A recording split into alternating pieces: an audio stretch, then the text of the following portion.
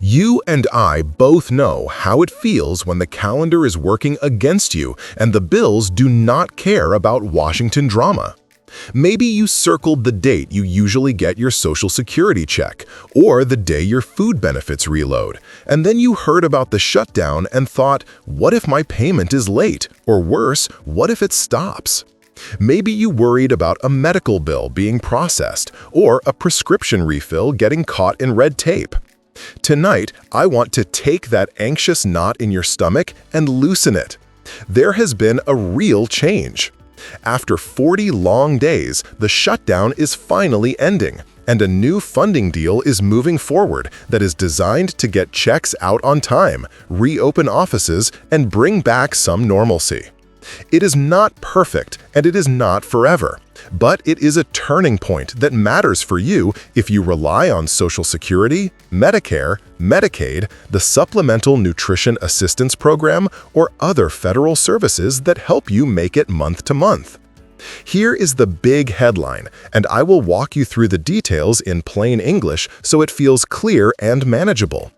In a surprise late-night vote, the United States Senate passed a major funding bill to reopen the federal government. The final vote was 60-40. 8 Senate Democrats crossed the aisle and joined Republicans to say yes. That vote pushes the bill to the House of Representatives for final approval. If the House passes it, the bill will go to the President for signature. This is the first real breakthrough in weeks of gridlock that left millions of people waiting and worrying. It is more than a stop sign turning to a green light. There are quiet changes inside this deal that could affect your healthcare costs, the timing of your Social Security service requests, and when your food assistance reloads. So I am going to slow down, unpack what is actually inside, and show you what it means for your household over the next few weeks. First, the basics. The new bill is officially called the Continuing Appropriations Act of 2026. In simple words, it is a short-term budget that funds the government through January 30 of next year. Think of it like putting the household on last year's budget just to keep the lights on and the paycheck flowing while the adults at the table argue about bigger things. That is what this does.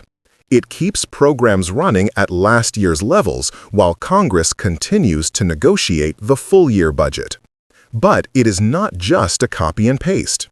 In the final hours before the vote, lawmakers added several new provisions that matter. One of the most important changes provides full-year funding for the Department of Veterans Affairs. That means medical centers and benefit programs for veterans can continue without disruption. If you are a veteran or you have one in your family, this is meaningful. Appointment schedules, claims processing, and health services will have the stability they need rather than lurching from week to week. The bill also puts new money into military construction projects, upgrades for the Capitol Police and overall congressional security, and funding for the Department of Agriculture. The Department of Agriculture is the agency that handles food safety inspections and oversees the Supplemental Nutrition Assistance Program, which many people know as food stamps. Knowing there is money there is what lets inspectors do their work and lets states keep benefits flowing rather than scrambling to patch holes. There is another key section that answers a quiet question many people have had. During the shutdown, some states used their own emergency funds to keep certain programs running, including Medicaid, the Special Supplemental Nutrition Program for women, infants, and children, and food assistance. This bill reimburses states for that emergency spending. Why does that matter to you? Because when states are reimbursed, they can stabilize their programs, avoid cutting corners, and keep your benefits on schedule rather than scrambling to patch holes. The bill also authorizes the Department of the Treasury to issue back pay to all furloughed federal workers and contractors once the government reopens. That is not a rumor. It is in the bill. The White House added a written guarantee that no more federal workers will be laid off or fired during this fiscal year, and that every furloughed employee will receive full back pay. For many families who have already missed 2 pay cycles, that is life-changing news. It fills the hole in their budget and lets them pay rent, buy food, and catch up on obligations that they have been forced to delay. For the wider community, it means your local economy gets a jolt of stability as these paychecks start moving again. So yes, this is a stopgap, not a full-year budget. But after 40 days of chaos, it functions as a reset button. It gets core services, paychecks, and benefit programs back on track while Congress continues to argue about the next phase of spending. Now, here is where you and I lean in, because there is a second piece to this story that explains why this vote even happened and where the next potential fight sits. For weeks, leaders on both sides insisted nothing would move without a deal on healthcare. The fight centered on expiring subsidies under the Affordable Care Act, the national health law that helps many people pay for individual health insurance. During the shutdown, Democrats pushed hard to extend those healthcare tax credits immediately. Republicans said they wanted to deal with that later. The stalemate triggered the shutdown on October 1, and we all felt the consequences as agencies closed, paychecks were delayed, and billions in services were frozen. As the pressure built, moderates from both parties stepped in and tried to break the impasse. The negotiation that unlocked this vote came from a simple idea: reopen the government now and debate healthcare later on a set schedule. It was a compromise. It did not give either side everything. Democrats did not secure an immediate extension of the Affordable Care Act subsidies. Instead, they received a written promise from Senate leaders to hold a vote on the subsidies later this year, likely in December. That is not a guarantee it will pass, but it is a commitment to bring the question to the floor.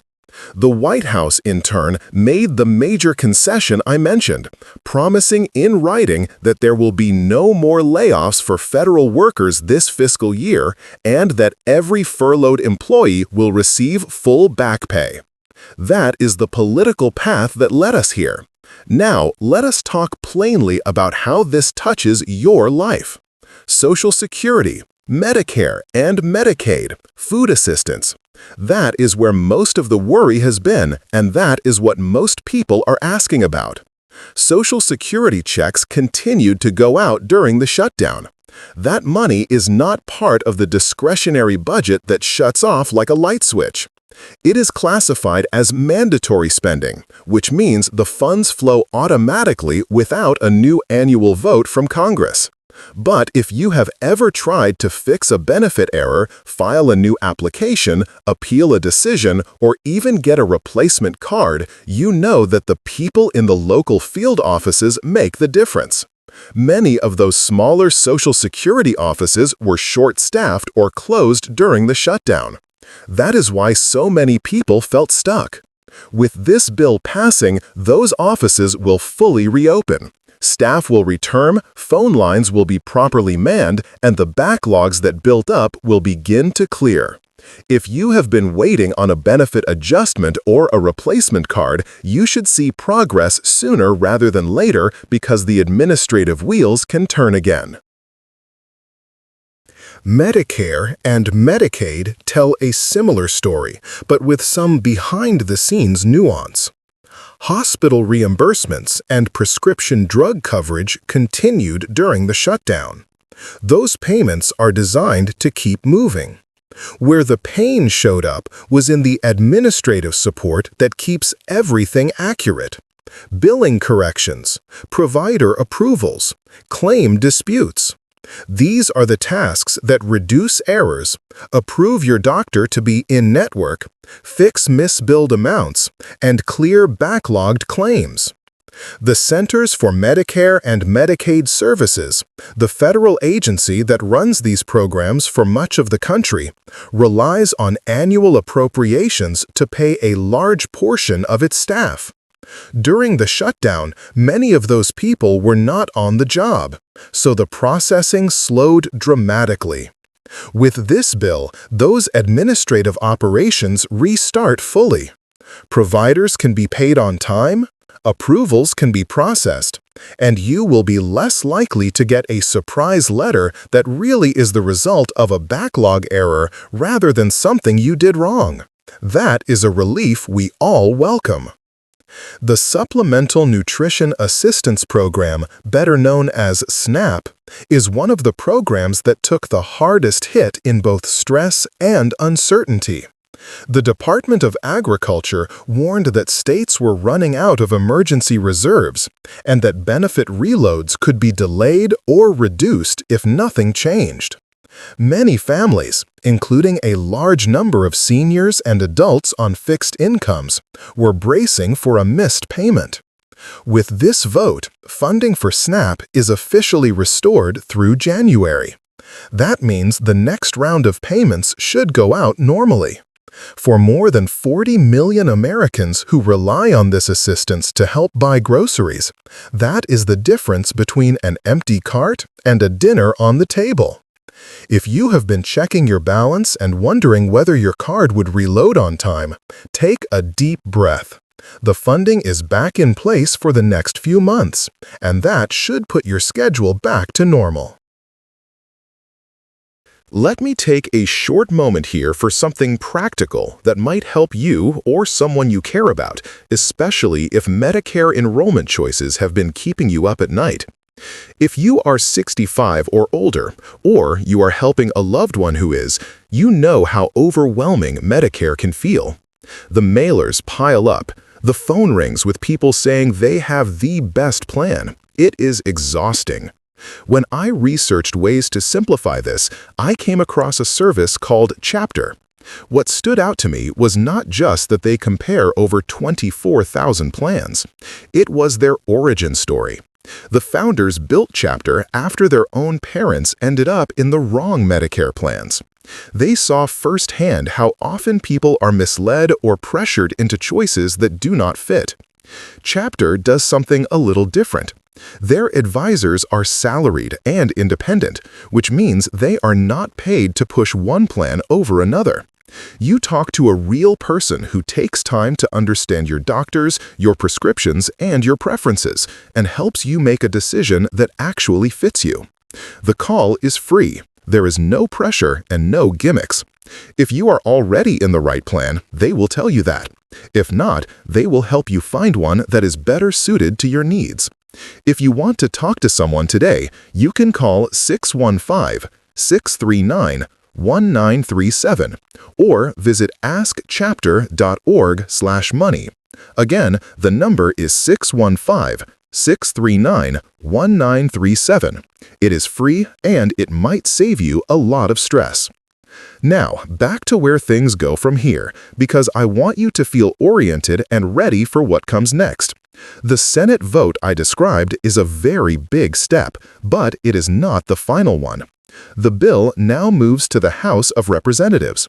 The Speaker, Mike Johnson, leads a narrow majority and faces vocal opposition from Democrats who still want a firm guarantee on the Affordable Care Act subsidies. If the House agrees and passes the bill quickly, the government could be fully reopened within days. If not, we may see another round of negotiations next week. Either way, this Senate vote is the strongest signal yet that the shutdown is ending and that operations will restart. What should you do in the meantime? Let us talk about actions you can take that are simple and helpful. If you are waiting on a Social Security adjustment or you recently filed an application, keep your documents organized and within reach. As offices reopen, being ready to respond to a letter or answer a call can shave days or weeks off your wait. If you have online access to your Social Security account, check that your mailing address, phone number, and direct deposit information are correct. If you prefer the phone, be prepared for hold times to be longer than usual at first. Calling earlier in the day can sometimes help. If you use Medicare or Medicaid and a claim has been sitting unresolved, expect movement as the administrative staff come back to full strength. If you receive a letter that does not make sense, do not panic. It could be a backlog issue that is now being cleared. Call the number on the letter and ask for a clear explanation. Keep a notebook with dates, names, and summaries of any conversations you have. If your preferred doctor was waiting for an approval to continue seeing you, this is a good time to confirm with the office that the approval is moving forward. If you rely on SNAP, watch for your usual reload date. Each state issues benefits on its own schedule. The Department of Agriculture has restored funding through January, so your state should process benefits as normal. If your benefits do not appear on the expected day, check your state's website or call the state's SNAP line. Sometimes when systems restart, there can be a one-day shift. It is better to check than to worry silently. For veterans and military families, know that the full-year funding for the Department of Veterans Affairs aims to prevent interruption in medical appointments, claims, and support services. If you had an appointment delayed, you can call to reschedule with confidence that the system is back to normal operations. Let me also be clear about what this bill did not do. It did not immediately extend the Affordable Care Act subsidies. That fight is not over. It has been delayed until later this year, likely December, when the Senate has promised to hold a vote. So if you are someone who relies on those subsidies to afford your health insurance, stay tuned and stay prepared to review your coverage as that vote approaches. We will watch the timeline together, and I will explain what any changes mean before they hit your wallet. I also want to address the fear about benefits suddenly disappearing. The way the law is set up, programs like Social Security and Medicare benefits are designed not to vanish overnight because a budget deal stalls. The risk during a shutdown is usually not the checks themselves, but the support systems that make adjustments, fix errors, and process new requests. That is why the return to full staffing is so important. When you hear people say it is a short-term funding bill, do not let that phrase make you panic. Short-term funding is what reopens the doors and gets the workers back in place to serve you. There is a practical reality we have to acknowledge. Because this deal funds the government through January 30, we will be back in a similar conversation as that date approaches. That does not mean your benefits are at risk next month. It means Congress still needs to resolve the larger budget disagreements. What matters for you right now is that the essential gears are moving again. Payments can go out on time. Offices can pick up the phones. Claims can be processed. And state agencies will be reimbursed for the money they used to protect families during the shutdown. Let me pull all of this together so it feels like a clear, steady path forward. A funding bill called the Continuing Appropriations Act of 2026 has passed the United States Senate by a vote of 60 to 40, with 8 Democrats crossing the aisle to vote yes. The bill funds the government through January 30 of next year. It includes full-year funding for the Department of Veterans Affairs, new money for military construction, Capitol Police and Congressional Security, and the Department of Agriculture, which runs food safety and food assistance programs. It reimburses states that used emergency funds to keep Medicaid, the Special Supplemental Nutrition Program for women, infants, and children, and food assistance running. It authorizes the Department of the Treasury to issue back pay to all furloughed federal workers and contractors. It carries a written guarantee that no federal workers will be laid off or fired during this fiscal year, and that all furloughed workers will receive full back pay. It does not immediately extend the Affordable Care Act subsidies, but it includes a promise from Senate leaders to hold a vote on that issue later this year, likely December. It restarts the administrative engines for Social Security field offices, Medicare and Medicaid operations, and the Supplemental Nutrition Assistance Program, which should bring your benefits and services back to normal timing. Here are the key lessons I want you to take from this moment. First, understand the difference between the money that funds day-to-day operations and the benefits that flow by law. Social Security payments, for example, are mandatory spending. They continue even when Congress is stuck. But the people who fix problems, answer questions, and process new claims need the government to be funded. That is why reopening matters so much. Second, keep your information current. Whether it is Social Security, Medicare, Medicaid, or the Supplemental Nutrition Assistance Program, having the correct address, phone number, and direct deposit information on file prevents missed letters and delayed payments. For many of you, using the phone or mail is more comfortable than online accounts, and that is fine. Just make sure your state and federal offices have your updated details. Third, keep a simple paper trail. When times are chaotic, a notebook with dates, names, and summaries of phone calls and letters is your best friend. It is helpful if you need to appeal a decision or clarify a misunderstanding. You do not have to be a tech expert to protect yourself. A pen, some paper, and a folder for your notices go a long way. Fourth, know your rights. If you are a federal worker who was furloughed, this bill promises full back pay. If you are a veteran, your health services have a full-year funding guarantee.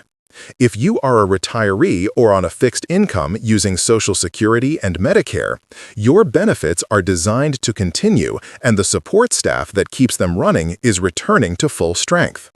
If you receive food assistance, the funding is restored through January, which should stabilize your monthly benefit schedule. Fifth, do not go it alone. If you feel overwhelmed, it is okay to ask for help. Reach out to your local senior center, your state health insurance assistance program, or a trusted advisor who can sit with you and go through the letters and choices. If you want guidance on Medicare options specifically, you can speak with an independent service like Chapter at 615-639-1937. Sometimes one clear conversation can reduce weeks of worry. And finally, remember that these budget fights can sound frightening, but there are built-in protections meant to shield essential benefits from political storms. The process is messy, and yes, it can cause delays and confusion, but the goal of this channel is to explain the law, decode changes, and help you understand what is noise and what requires action. If there is a deeper message in all of this, it is that you are not powerless in the face of government changes. Knowledge is power, especially when you live on retirement income, benefits, or a fixed budget that leaves very little room for surprises. When you understand which parts of your benefits are protected and which parts might slow down in a shutdown, you can plan calmly. You can set aside a small reserve when possible. You can keep your paperwork organized. You can call early, follow up politely, and get your question to the right person. When you know that a short-term funding bill is in place through January 30, you can breathe for the next few months while staying alert to the next round of decisions. I know how heavy worry can feel when your income comes from benefits. Every delay feels personal because it affects your refrigerator, your pharmacy, and the roof over your head. Tonight's development is a real step toward stability. Reopened offices mean a live person at the desk to fix a mistake. On-time payments mean you can keep your promises to the landlord and the utility company. Restored SNAP funding means your grocery trip is not a guessing game. Full-year funding for the Department of Veterans Affairs means veterans can book appointments without wondering if the clinic will be short-staffed. Back pay for furloughed workers means families in your community can catch up and exhale. As we watch the House take up this bill, here is what I encourage you to do. Check that your contact information is accurate with Social Security and any state agencies you use. If you have an unresolved claim or a delayed letter, gather your documents and be ready to respond. If you have a Medicare question or need to compare options, set up a time to talk with a trusted advisor who can translate the fine print. If you receive SNAP, look for your normal reload date and confirm the deposit. And then, give yourself permission to rest. The worst of this shutdown's uncertainty is finally easing. Before we close, let me leave you with this summary. The Senate passed a short-term funding bill by a 60-40 vote, with 8 Democrats joining Republicans. The bill, called the Continuing Appropriations Act of 2026, funds the government through January 30 of next year. It provides full-year funding for the Department of Veterans Affairs, new money for military construction, Capitol Police and congressional security upgrades, and the Department of Agriculture. It reimburses states that used emergency funds to keep Medicaid, the Special Supplemental Nutrition Program for women, infants, and children, and food assistance operating. It authorizes the Department of the Treasury to issue back pay to all furloughed federal workers and contractors. It includes a written guarantee that no more federal workers will be laid off or fired during this fiscal year, and that all furloughed employees will receive full back pay. It does not immediately extend the Affordable Care Act subsidies, but it promises a vote on those later this year, likely in December. It restarts full operations for Social Security field offices, the Centers for Medicare and Medicaid Services, and the Supplemental Nutrition Assistance Program, which should return you to normal schedules and service. We will keep watching the House. If the House passes the bill quickly, the government could be fully reopened within days. If there is another round of negotiations, we will explain what that means in clear steps, without fear, and with the practical guidance you need to protect your benefits. If you found this helpful, please like this video, share it with someone who might be worrying right now, and subscribe to the channel so you do not miss updates that affect your monthly finances. Double-check your information, keep your documents handy, and stay tuned. We will continue to explain the laws, decode the policy changes, and help you know your rights so you are never blindsided by government shifts. This video is for information and education. It is not legal, financial, or medical advice, and it is not a substitute for personalized guidance from a qualified professional.